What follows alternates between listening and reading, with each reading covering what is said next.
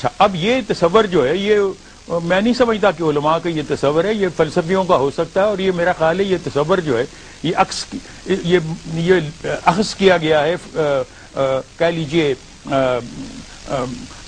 تصوف سے یا میثاق مدینہ سے، جہاں ہمارے حضور صلی اللہ علیہ وسلم نے جو تحریری ایک کانسٹیٹیوشن بنائی تھی دنیا میں، پہلی کانسٹیٹیوشن، اس میں سب فرقوں کو، سب مذاہب کو امت الواحدہ قرار دیا تھا۔ تو اب اس کا مطلب یہ ہے کہ جو تصورات یہ لیے گئے ہیں، جس کی بنیاد پر پاکستان بنا ہے، اس میں ایسی کسی قسم کی گنجائش نہیں تھی کہ اس میں یہ کچھ شیعہ اسلام کی بنیاد پر وجود میں آیا۔ ہمارے جہاں جو ڈاکٹر صاحب جو ہمارے سرکاری کاغذات میں جو یہ فقہ کا ایک خانہ ہوتا ہے، کیا پھر آپ کے خیال میں ختم نہیں ہونا چاہیے کہ شیعہ سنی آئیڈینٹیفائی کرتے ہیں؟ بالکل ختم ہونا چاہیے۔ میں سمجھتا ہوں کہ یہ جو انوویشنز کی گئی ہیں ضیاء الحق کے زمانے میں، وہ بالکل اس تصور اسلام سے مختلف ہیں جو قائد اعظم یا بانیان پاکستان کا تھا۔ اور جب میڈیا خبر دیتا ہے کہ جی وہاں فساد ہوا، 2 شیعہ مارے گئے، 3 اہل سنت کے، وہ ہمیں بھی آئیڈینٹیفائی نہیں کرنا چاہیے اس زاویے سے؟ نہیں کرنا چاہیے۔ میں بلکہ یہ آپ سے عرض کروں گا کہ اس کے لیے آپ کا سوال یہ تھا کہ اس کے لیے کیا عملی اقدام اٹھانے چاہیے۔ عملی اقدام جو اٹھانے کی ضرورت ہے، ان میں سب سے پہلا جو ہے وہ تو میں سمجھتا ہوں کہ جب پاکستان بنا تھا اس وقت صرف 600 یا 700 یہاں پر مدرسے تھے۔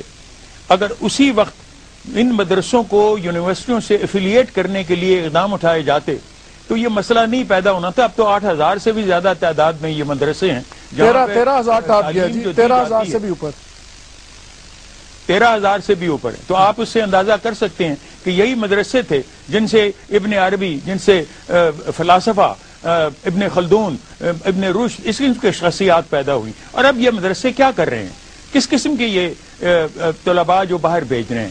دوسرا تصور جو بڑا ضروری تھا وہ صرف یہی نہیں تھا کہ مدرسوں کو یونیورسٹی سے ایفیلیٹ کرایا جائے، بلکہ یہ ہے کہ جو منسٹری آف ریلیجس افیئرز ہے وہ ساری مساجد پر کنٹرول کرے، اور صرف وہی خطبہ دینے کے قابل ہوں، وہی خطیب مقرر کیے جائیں، وہی ائمہ مساجد مقرر کیے جائیں جو کہ اسٹیٹ اپوائنٹڈ ہوں۔ اور یہ ترکی نے جب یہ طریقہ کار اختیار کیا تو علامہ اقبال نے اس قدم کو مصطفیٰ کمال پاشا کے بڑا سراہا تھا، بلکہ فرمایا تھا کہ اگر ابن تیمیہ آج زندہ ہوتے تو خوش ہوتے کہ یہ قدم اٹھایا گیا ہے۔ مقصد یہ ہے کہ ہمارے ہاں ایک تو اذانیں کتنی زیادہ تعداد میں ہوتی ہیں، چاند دیکھنے پر جھگڑا ہوتا ہے، اور اس کے علاوہ جو کچھ مساجد میں خطبے دیے جاتے ہیں ان میں بھی ایک دوسرے کے ساتھ جو اختلاف ہوتا ہے وہ اس طرح پروجیکٹ کر کے اس کو کیا جاتا ہے۔ یہ تو بالکل ہمارا اسلام تو خارجیوں کا اسلام ہو کے رہ گیا ہے، جس میں ہمارے تصور کے مطابق اسلام نہیں تو وہ واجب القتل ہے، اور اس کو قتل بھی کر دیتے ہیں۔ ڈاکٹر صاحب ہمارے ساتھ یہ تو تصور بالکل مجھے کمرشل بریک لینا ہے، کائنڈلی ہمارے ساتھ رہیے گا، میں آپ کے پاس دوبارہ آؤں گا۔ ناظرین، یہ ڈاکٹر صاحب کی بھی ایک بات کہ ترکی کی طرز پہ کیا یہاں پہ تمام مساجد حکومت کے کنٹرول میں ہونی چاہیے، ایک خطبہ ہونا چاہیے؟ ہم تو ایک فقہ کا ایک خطبے کی بات کر رہے تھے، ڈاکٹر صاحب کے خیال میں تو یہ ایک ہی خطبہ ہونا چاہیے، اور وہ شاید میں تمام اپنے جو علماء حضرات ہیں ان سے بھی بات پوچھوں گا ہمارے ساتھ، اور اس کے بعد بریک کے آنے سے بعد میں یہ بھی ان سے پوچھوں گا کہ کیا یہ ممکن ہے کہ ایک عالم دوسرے فقہ کے کچھ لوگوں کا نکاح پڑھائیں، کیا ایک دوسرے کی مسجد میں امامت کریں ایک میسج دینے کے لیے، ایک دوسرے کے پیچھے پبلکلی نماز پڑھیں؟ مشکل کام ہے، پوچھنے میں کیا حرج ہے؟ ہمارے ساتھ رہیے گا جی۔ پروگرام ایک بار پھر خوش آمدید۔ راؤ صاحب باتیں کی جیسے جاوید اقبال صاحب نے، ان کی بھی سنی، آپ سب نے سنی۔ میں آخری سیگمنٹ میں 5-7 سوال کرنا چاہتا ہوں آپ لوگوں سے، اور میں چاہوں گا کہ آپ لوگ اپنی اس پہ ساتھ رائے دیتے رہیں۔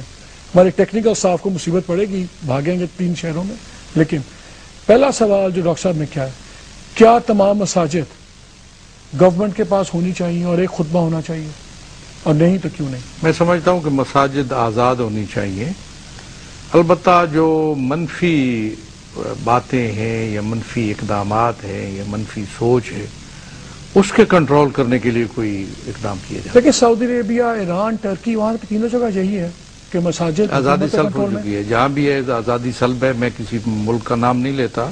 نہیں مالک بھائی، بنیادی طور پر آج سعودی عرب میں جتنی مسجدیں قائم کی گئی ہیں وہ کوئی پبلک سیکٹر سے نہیں قائم کی گئی، یعنی پرائیویٹ سیکٹر نے نہیں بنائی، وہ پبلک نے بنائی ہے، یعنی حکومت نے بنائی ہے۔ یہ آپ خیال میں علاج ہے کیا؟ ہو سکے یہ بہترین نہیں ہوگی؟ دیکھیں بات ہے، یا تو حکومت ان مساجد کو بناتی ہو اور مساجد میں خود اپوائنٹ کرتی ہو، ان کے سارے حراجات اٹھاتی ہو، تو نہیں وہ بھی بات ہی ہو رہی کہ کیا ہونا چاہیے، کیا یہ ہونا چاہیے. میں یہ سمجھتا ہوں کہ اس کے نتیجے ملوکیت کو فروغ ملے گا اور جمہوری روایات جو تھوڑی بہت موجود ہے ان کا بھی بیڑا غرق ہو جائے گا.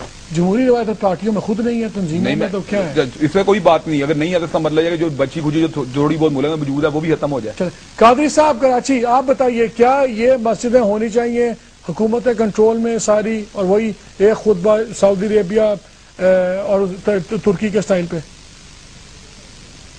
ایک تو حضرت ہم پہلے تو سعودی عرب کے فنڈنگ کو روکنے کی بات کر رہے ہیں اور پھر ہم اسی نقطۂ نظر کو یہاں پہ امبوز کرنا چاہیں، اور یقیناً وہ ایک مختلف نقطۂ نظر ہے اور وہ پاسبل نہیں ہے یقیناً. دوسرا یہ ہے کہ سب سے زیادہ دہشت گردی کو فروغ بھی وہیں سے ملا، اور جو آج آپ ماڈل کی بات کر رہے ہیں کیا شام میں ڈاکٹر صاحب میں شام اور عراق کا دورہ کیا. شام اور عراق کے اندر میں نے بڑی بڑی مساجد میں جو پاکستان کی ہسٹری کے اندر جن کا دو اسلام کی ہسٹری میں ایک نام ہے، وہاں سب مکتبہ فرقہ کے لوگ نماز پڑھ رہے ہیں، کوئی کسی کے اوپر کسی قسم کی ٹونٹنگ نہیں کر رہا، کوئی خلاف گفتگو نہیں کر رہا، اور اتنا کنٹرول ہے وہاں پر ہر چیز کے اندر، اوقاف کنٹرول میں ہے. تو وہاں پہ وہ لوگ ہیں جو انٹرفیئرنس نہیں ہے ان کی، کسی کی فیورزم نہیں ہے. اب دیکھیں میرا سوال ہے، ایک طرف علامہ صاحب سارے آپ لوگ بات کرتے ہیں حکومت یہ کرے، حکومت یہ کرے، کنٹرول کرے، لیکن جب حکومت کو کنٹرول دینے کی بات ہوتی ہے اس وقت آپ لوگ کہتے ہیں کہ نہیں حکومت مسجد سے باہر کھڑی ہو. اگر حکومت کنٹرول نہیں کرے گی تو کس طرح کرے گی پھر؟ حکومت کنٹرول کرے، لیکن دیکھیں نا کون لوگ ہیں جو دہشت گردی کر رہے ہیں، وہ کون سے اسکول آف تھاٹ کے. اگر آپ یہ تو لمبی بات ہو جائے گی نا پھر قاضی صاحب. اچھا چلیں چیز کے آپ کے پاس آپ جب تک آئیڈینٹیفائی نہیں کریں گے دہشت گردی کو، اچھا میں دو تین کو آئیڈینٹیفائی ہے دہشت گردی. میں دو تین سمبولک باتیں کرنا چاہتا ہوں کیونکہ آپ تینوں حضرات یہاں پہ ہیں ہمارے ساتھ، جو قائد میں کہوں گا آپ ہیں. کیا آپ تیار ہیں ایک دوسرے کی مساجد میں جا کر کہ آپ ان کو انوائٹ کریں، یہ آپ کی مسجد میں ایک خطبہ دیں اور ایک نماز پڑھائیں، آپ کو یہ انوائٹ کریں آپ ان کی مسجد میں جا کے خطبہ دیں نماز پڑھائیں؟ کیا یہ پاسبل ہے کہ میں ایک ناممکن دنیا میں رہ رہا ہوں؟ اس کے لیے فضا بنانے کی ضرورت ہے. آپ لوگ ہی بنائیں گے؟ میں عرض کروں کہ ایک زمانہ تھا جہاں ایک فرقے کا دوسرے فرقے کے پیچھے کھڑے ہو کر نماز پڑھنا ایک ایسی بات تھی جو لوگوں کے لیے تعجب انگیز تھی اور اس کو برداشت نہیں کرتے تھے. اس کو ہم نے ختم کیا.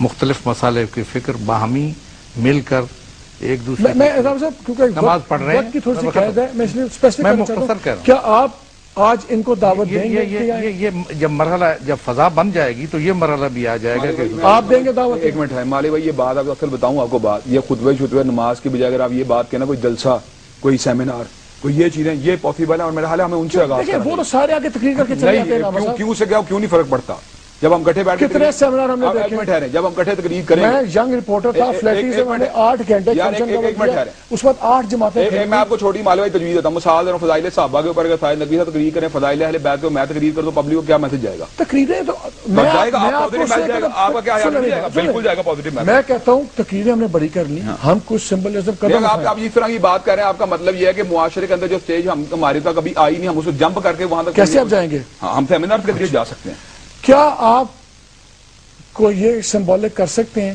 کہ آپ کے اچھا ہمارے یہاں بچے بچی کا نکاح ہو رہا ہے، علامہ صاحب آپ ان کا نکاح پڑھائیں، یہ آپ کو بلائیں کہ علامہ صاحب آپ آگے نکاح میرا خیال ہے ایک منٹ ہے مالے وہ بھی یہ بات ہوتی ہے میری بچی کا نکاح مجھے چاہیے میں سب لوگوں کو بلاؤں، میں بریلویوں کو بلاؤں، میں دیوبندیوں کو بلاؤں، میں شیعہ دوستوں کو سب نکاح پڑھانے کی نکاح پڑھانے کی ایک منٹ ٹھہرے بس آدھے میں نکاح پڑھانے کے اوپر مادہ تیار بھی ہو جاؤں، دلہا دلہن نہیں نہ ہو تو کون کوئی کیا کرے؟ میں تو وہ زبردستی نہیں ہے، بات تو آپ نے میں تو کہہ رہا ہوں کہ کیا جمپ کر کے جا رہے ہیں. میں یہ سمجھتا ہوں کہ اس کے اندر ہمیں اکٹھے کرنا ہے. ساجد نقوی صاحب مجھے اپنی طرف انوائٹ کریں، میں ان کو اپنی طرف انوائٹ کروں، نکاح میں شریک ہوں، پتہ چلے کہ ہمارا درمیان میں بیریئر نہیں ہے. آپ یہی کم از کم کر سکتے ہیں، دعوت دے سکتے ہیں دوسرے کا کہ آپ کا مؤذن آ کے آپ کی مسجد میں اذان دے، آپ کا مؤذن ان کی مسجد میں اذان دے، کہ یہ بھی ہم جم کر رہے ہیں.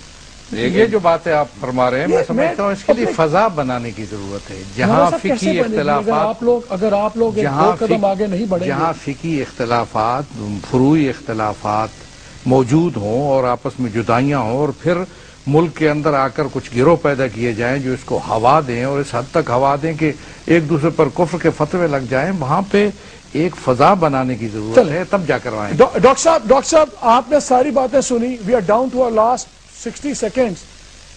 ریزن میں نے یہ سوال اسپیسیفک کیے تھے کہ اب میں آپ کی رائے لینا چاہتا ہوں. علامہ صاحب نے کہا، دونوں علامہ صاحب نے کہا کہ فضا بنائیں، میرا خیال تھا کہ یہی لوگ بنا سکتے ہیں، آپ اور میں کیا بنائیں گے. इनका ख्याल अभी फजा नहीं है, तो किस तरह चले? वो कहते हैं कि सेमिनार से बनेंगे। अब मुझे आप बताएं क्या हो सकता है क्या नहीं। जी मैं इसके मुतालिक क्या अर्ज कर सकता हूँ, ये तो कभी भी नहीं, ऐसी सूरत कभी भी नहीं बन सकेगी फिजा जिसमें इस किस्म की सूरत हो सके। तो इससे तो मुराद यही है कि यहाँ पर जब तक मजहब को अगर फर्ज कीजिए हम ये कहें कि मस्जिदें आज़ाद होनी चाहिए, तो इसका मतलब है कि दीन जो है वो सियासत का हिस्सा नहीं होगा। तो फिर तो नेचुरली वो जो चंगेजियत इस वक्त है वही जारी रहेगी। जैसे अल्लामा इकबाल फरमा गए हैं कि जुदा हो दीन सियासत से तो रह जाती है चंगेजी।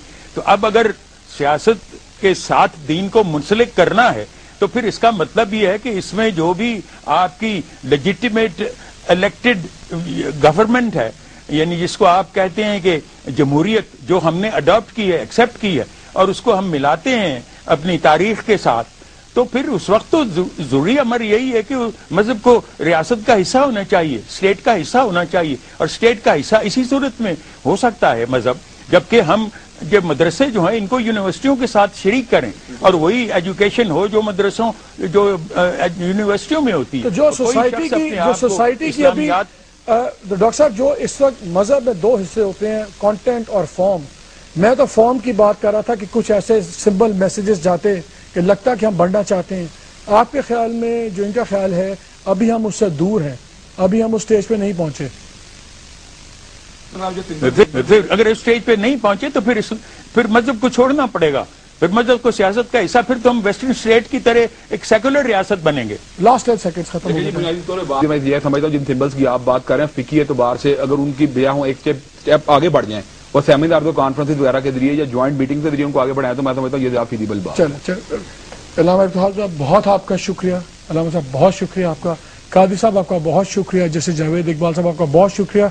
नाज़रीन हमें पता है ये बहुत ही वाइड सब्जेक्ट है मजहब और फिक़ह बारी, ये अहाता मुमकिन ही नहीं है 1 घंटे के प्रोग्राम में, लेकिन 2-3 चीजें सामने नजर आई। एक तो ये कि फॉरेन फंडिंग पर सबका इत्फाक है कि यार बंद हो, और अगर हो तो बड़े ही उसको दूरबीन के नीचे होनी चाहिए, माइक्रोस्कोप के नीचे, कहाँ से आ रहा है, कहाँ लग रहा है, कैसे नहीं।